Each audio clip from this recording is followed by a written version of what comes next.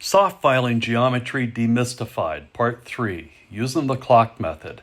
Let's simplify things first and do a quick review of our rip cut geometry.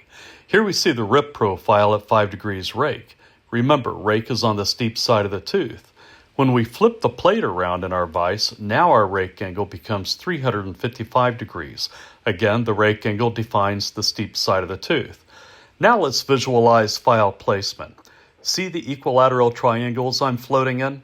This helps you visualize how to position the cross-section of the file inside the gullet. So far, we've been talking about degrees. I'll now introduce a far simpler approach for positioning your file using the clock method. Here's a clock face with degrees indicated on the inside perimeter. I'm going to superimpose the rip-shaped tooth line center of mass in the clock face. Note that the toe is on the left and the heel is on the right with 5 degrees established for rake.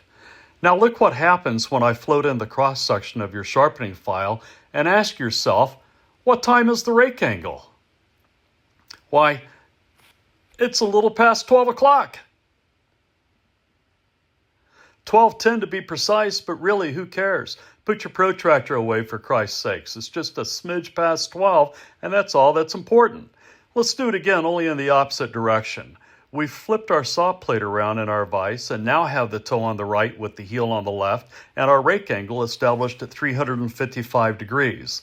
Now let's plant our file into the gullet. What time is it? It's almost 12 o'clock, 11:50 to be precise, but again, who cares? Get rid of your protractor and just eyeball it. You're just a smidge away from high noon. We'll get into using the clock method for hybrid and crosscut filings tomorrow, but your key takeaway for today and here on out is to just eyeball that file where it needs to go by using an intuitive clock method. Thanks for watching. This is Mark at SawSharp signing off.